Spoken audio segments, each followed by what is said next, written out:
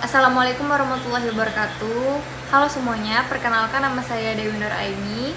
Saya mahasiswa dari jurusan Tadris Biologi kelas 5C. Nah, saya berasal dari kelompok 2 untuk mata kuliah taksonomi tumbuhan tingkat tinggi.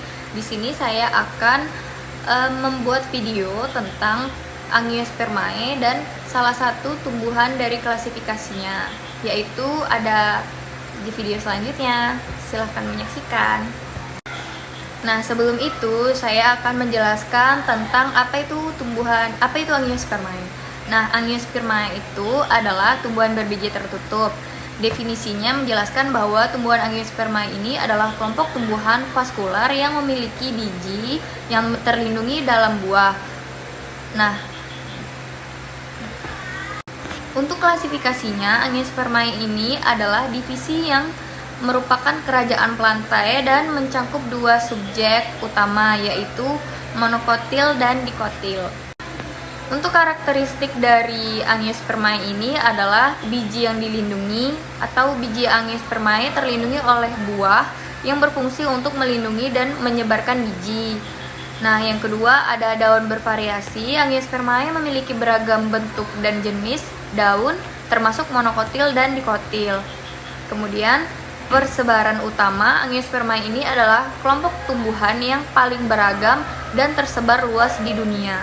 Nah, adapun contoh dari Angiospermae yaitu memiliki dua, antara monokotil yang contohnya itu adalah tumbuhan apel.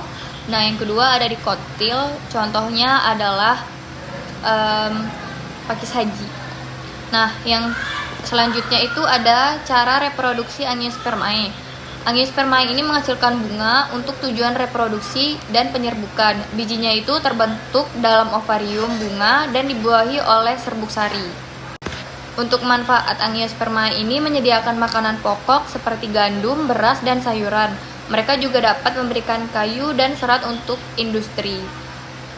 Untuk ekosistemnya, Angiospermae ini memiliki peran kunci dalam ekosistem darat dan menyediakan habitat bagi banyak organisme. Untuk adaptasinya, Angiospermae telah beradaptasi dengan berbagai lingkungan, termasuk tanaman gurun dan tanaman air. Untuk contoh dari tumbuhan Angiospermae, yang pertama itu adalah tumbuhan monocotyledon, yaitu apel. Nah, apel ini memiliki taksonomi dari kingdom yang merupakan plantae, subkingdomnya Trachyobionta atau tumbuhan berpembuluh, divisinya Angiospermae, tumbuhan berbiji tertutup.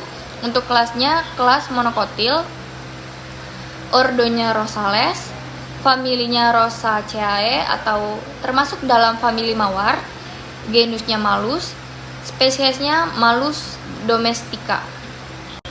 Nah, untuk yang selanjutnya yaitu ada tumbuhan pakis haji, yaitu Sikas rumpi.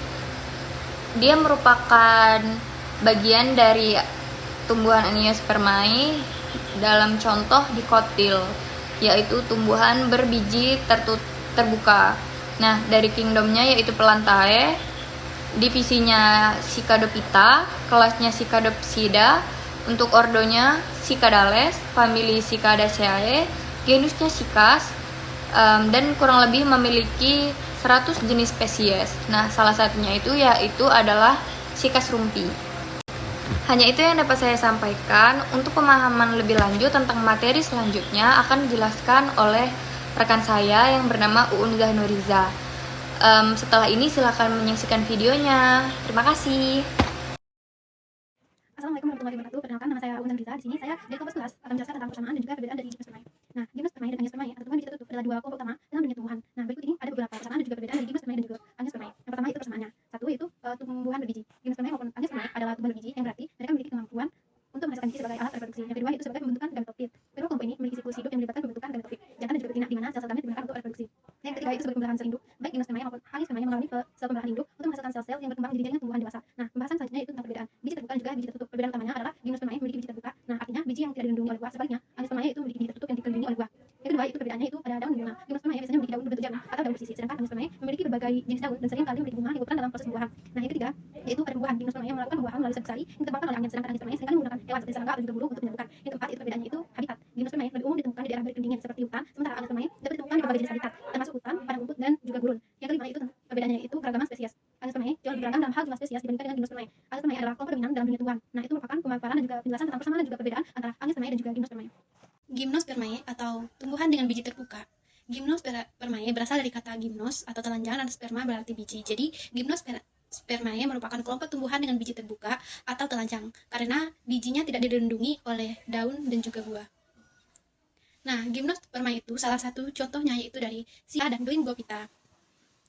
Ciri umum dari Gimnospermae itu tidak memiliki bunga sejati, tidak memiliki mahkota bunga, bakal biji tidak dilindungi dengan buah, merupakan tumbuhan heterospora, memiliki dua jenis spora berlainan, megaspora, pembentukan gamit betina, dan mikroskopora, pembentukan gamit jantan. Nah, struktur reproduksi terbentuk dalam strobulus atau konus. Selanjutnya yaitu contoh dari Gimnospermae yaitu Ginkgophyta. Tanaman ini memiliki ciri daun berbentuk kipas, memiliki habitus pohon dengan tinggi bisa mencapai 1000 kaki. Pada musim gugur, daunnya dapat gugur dan berubah warna menjadi kuning. Tanaman ini memiliki fungsi sebagai antioksidan dan obat bagi bronkitis dan asma. Satu-satunya spesies yang masih hidup adalah Ginkgo biloba.